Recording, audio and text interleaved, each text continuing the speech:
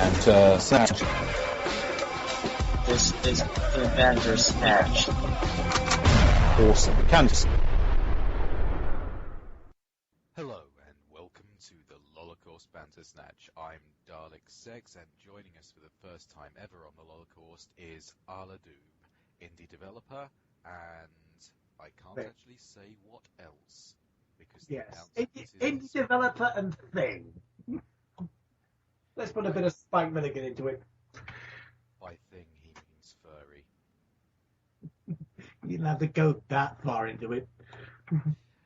I'm taking that a lot from my side of the internet as well. Okay, it's falling apart already. Let's sharp. Let's talk about Amy and Rory's recent tearful departure from Doctor Who. Oh, we're not going to get a word in edgeways. We'll be too busy blubbing. Okay. Well, we've got a tight time limit here on the Bantersnatch. So why don't we just play the last 10 minutes on an endless loop? Let's pare it down to what it did right and what it did wrong. So, Eala, can you start us off with what did you like about it? It was the first companion show. It was the first companions, certainly for the Matt Smith era. And God, I'm trying to remember the last time that they actually did a companion leaving properly, that it actually felt final. I mean, even when they wrote Donna out by wiping away her memory, to me, that was utterly heartbreaking. It was heartless, is what it was. It was hard. Yeah, that's what made it brilliant. Our friend and friend of the Holocaust Resident Force said he should have let her die. Well, the problem is, if they'd have done that, then of course, they couldn't have done that, because then they couldn't have brought her back later for the end of time in an utterly frivolous and trivial way. Because, he was going to do that. Because that's the point. I mean, even at the time, even at the end of Journey's End, it didn't feel final.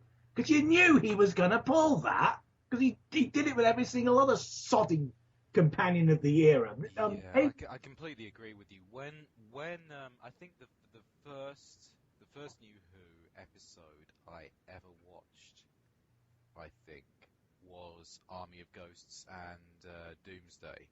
Oh. And when Rose got slided out of the show, I felt emotionally devastated. I thought that was brilliant. And when they actually started bringing her back, that was sort of like, it was a Star Wars prequels moment. That's how violated I felt. Well, I don't know if I ever fell for Rose's departure, or at least the whole "this is the story of how I died." I mean,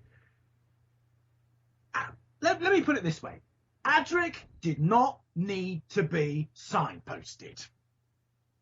And that's all you need to say on the matter. You mean it just came out of nowhere?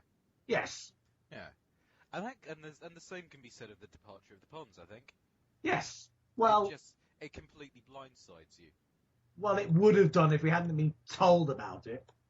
Good point, well made. Now then, what I think it did right. I really wanted to see the Ponds go.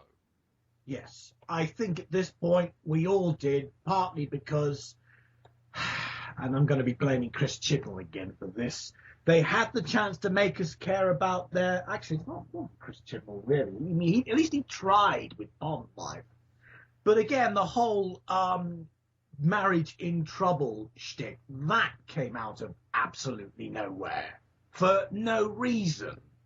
The tragedy is here that the material was actually really good, but the pacing was shocking. In how many... your short-term memory isn't shot to hell by alcohol. How many seasons have the Ponds been in it now? This would have been their third. Probably only two. Yeah. Only 2 full seasons. My God, it feels longer than that. It does, doesn't it? And the reason for that is because this is a point that It Roger feels Ebert made. because we milked it.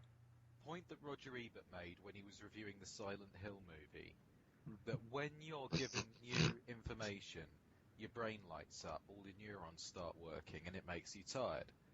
And he said when he was watching the Silent Hill movie, it shifted stuff about and presented stuff that he had no context for so much that by the end he felt absolutely exhausted because his brain was lighting up so much.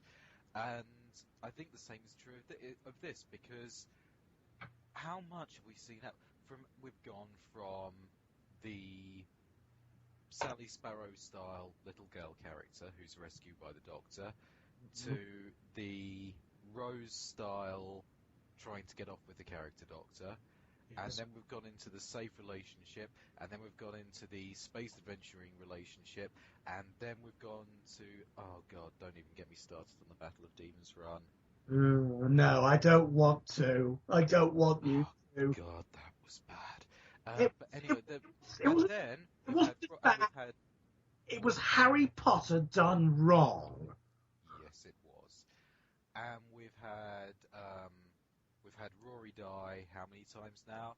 We've had More Kate times than die. the count. We've had. There's just been two. We've probably, in terms of Old Who, we've probably had a whole Doctor's worth of plot arcs in the space of 2 seasons, and it's gone too fast. Yes, it has. I hate to be an old fart here and say that there has been too much good material in a short space of time, but it's really buggered the pacing up. To the point where I tune into a new episode and I think, oh, who's going to die this week, Amy or Rory? Well, that's just the nature of television these days. So yeah, I was happy to see them leave, and I was happy to see them leave in a way which not only completely blindsided the audience, but made sense. Yeah. Or did it? This is the Bantersnatch. Let's move on to what we think the episode did wrong. Now, for me, I couldn't buy the idea that the Doctor can't ever go back there. He says he can't take the TARDIS to New York in that era because he's created too much temporal disturbance there. And yeah, okay, so great, take a train to Chiswick or something and then fly there from Chiswick International Airport. Obviously, I haven't thought that one through, have I? Just cite if this was the old scene, you'd cite the limitation effect or whatever. But funnily enough, I don't have a problem with that. I think it's because it's the new series emphasis of time points being written in stone, which, okay, it's a new series, so it's blithely ignored that whenever it's wanted to. But this is the one time where it's felt like it meant it. I mean, as long as that gravestone is there, the entire future from that point onwards is written. See, this is... But what does that gravestone mean? It means that Amy and Rory are buried in New York. That's all. They could have written it in their... They could have lived on Metabolus 3 and written it in their will that they wanted to be buried in New York. It's preposterous. On one level, yes, it is. So I don't know why it worked so well for me as that note of finality. When I was the one critic in 2007 who legitimately thought that Blink had its head up its arse for exactly the same reasons. You're dead to me. I was dead to everyone. I think it works. It does work because of the milieu. It works within the scope of that episode, which is Chandler Noir. Yes. And, it's very poetic. You see the gravestone here, so you must live and die here. From an artistic point of view, it makes perfect sense. but the wider context is that he's an immortal god who can play with time and space. Yeah, maybe it also follows on from the fact that look what happened last time he did that. You had the end of the waters of Mars, and from there you had the end of time, and nobody's going to forgive it for that. That's actually a very good point. I don't think the show in general handles the whole Blindovich limitation bollocks very well, though. It doesn't handle it at all. It's ignored it. The only episode I think that does it well is The Girl in the Fireplace, which is an episode I actually don't like. What about The Girl Who Waited? Yeah, I guess so. I haven't watched it recently and I'm not able to give a decent opinion. Yeah, I do know what you mean, though, because there's however well constructed Moffat's episodes are, an awful lot of them, you can never shake the feeling of, look how clever I am in them. And again, that was one thing I really didn't like about Blink. You could argue that if Moffat's shtick is, look how clever I am, then Chibnall's shtick is, look how awesome this is! Yes! Oh, God, yes! So, that was what I didn't like about it. What didn't you like about it? I'm struggling to answer that question because it was one of the most perfect episodes that we've actually seen in the Moffat era. The pacing was right, the construction was right, the tone was right, the ending was right, and oh God, that final scene with little Amy, I will never ever get tired of watching that. If I was to describe those first 5 episodes in a quick sentence, each episode in just a word or a phrase, it would be underran, over-egged, nearly silly with great ending, nearly great with silly ending, and Baby Angel says just right. I have no fucking idea what you just said. Seriously, it's like you turned into Stanley Unwin. Over-egged, Dundee, Baby Angel. Yes, I showed you Jerry Anderson at the Secret Service, didn't I? Yes. Oh God, how the hell to explain this to people who are listening? Stanley Unwin in the 1980s was a vicar who talked bollocks. We had a lot. Jerry Anderson, the creator of Thunderbirds, made a show in which a puppet of him was a secret agent.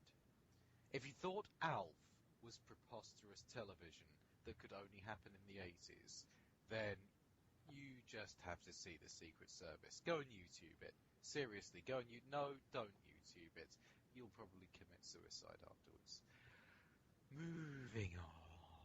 Yes, he's basically the vicar who talks bollocks who isn't the master. There is just one thing that bugs me about the episode and about the Weeping Angels in general. It was that fucking Statue of Liberty, okay? It's like... I actually wasn't going to go there because it was so obvious. The angels are quantum locked. They can't exist when something is observing them. What? Are there no boats in the bay? Exactly. Are there no homeless people on the shore? Does everyone go to bed at 10 o'clock in the city that never sleeps? Yes. but it's not just that. It's about why the Statue of Liberty should be the last thing the angels are bringing to life, because one person claps eyes on it and then it never gets to move again because every fucker in the world is gawping at it. The other thing about the Weeping Angels that I don't understand is that you look at them, they're quantum locked, and you can't look away because otherwise they'll get you. So in that position where the angel is motionless and you're looking at it, what's wrong with a good old-fashioned hammer and chisel? Yeah. If I was to be changing a fuse and then I turned round and there was a fucking screaming angel in my face, I'd be all like, fuck that thing!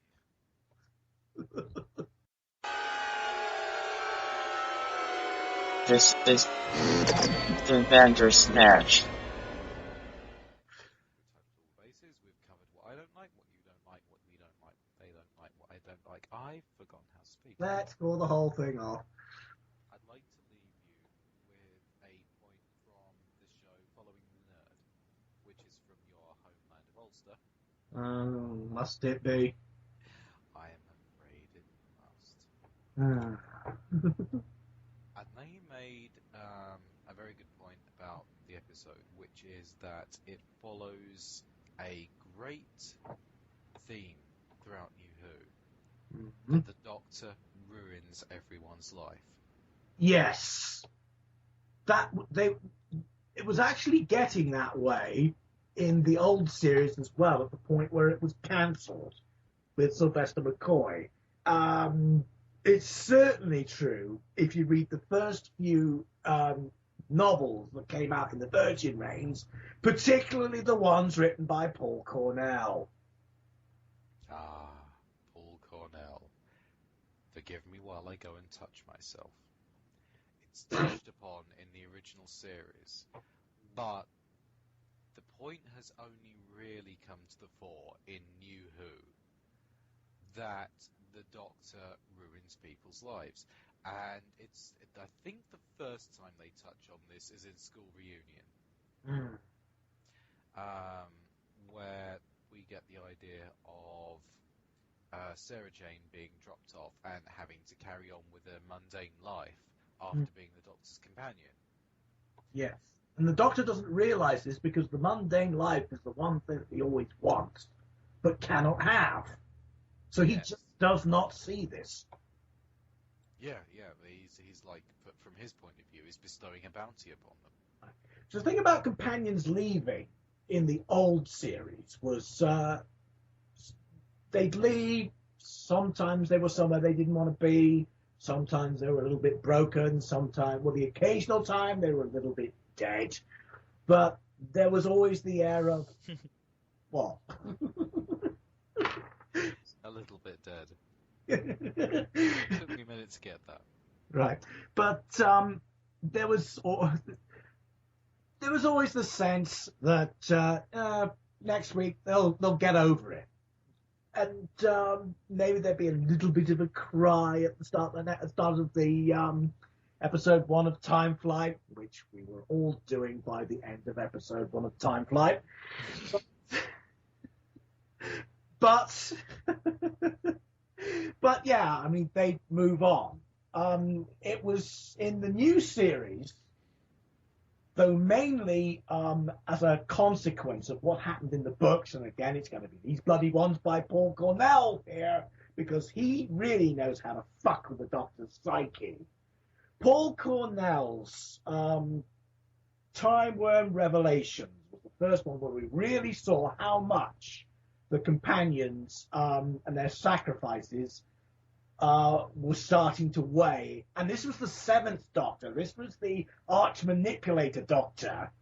When that Doctor, it suddenly becomes apparent, has the guilt complex, and not the 5th Doctor, then, you know, shit's going to go down sooner or later. And we see that shit going down in the new series now. Like you said, the first hint of it is in School Reunion, where Sarah Jane flat out asks, did I do something wrong because you never came back for me? You get the you know at that point that it's rather more than the Doctor's glib excuse that he just doesn't like goodbyes. Yeah, I think that's brought out in River Song's line, never let him see you grow old. Yes, and the Doctor as well says to Rose at one point, you can spend the rest of your life with me, but I can't spend the rest of my life with you, which is a very telling line. Then when companions leave in the new series, when Rose leaves, and then when Martha leaves, especially with Martha, despite whatever happens to them, whatever circumstance they have of leaving, you know, usually because they say it, because they wouldn't have had it any other way. I mean, you first see this in Dalek, where Rose thinks she's about to be exterminated, and she fantastic episode. Absolutely, it was the first killer app of the new series.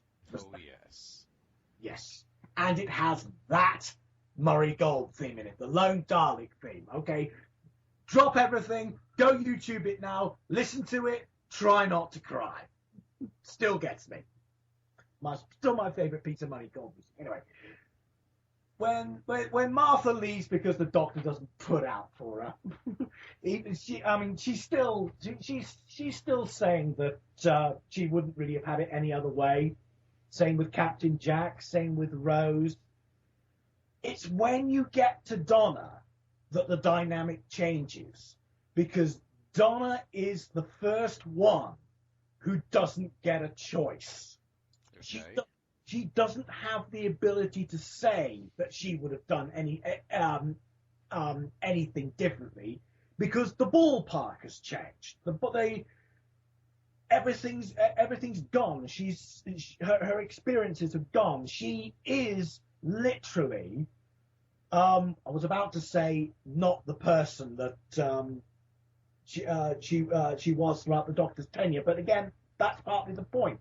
Her development has gone. And the second turning point to this, the second game changer, is the way the Ponds leave. Because it's the Doctor who's left utterly distraught by it all. I mean, okay, he had a bit of a blood with Rose, but then he met Martha, and again, he moved on. This is the first one where I really, really feel that getting over this is going to be hard for the Doctor. Absolutely. Indeed. I think we've rattled on enough about Doctor Who, though. And you have been listening to the Lolacor's Bantersnatch with Dalek Sex, which is me. Follow me on Twitter at the Voice of Sex.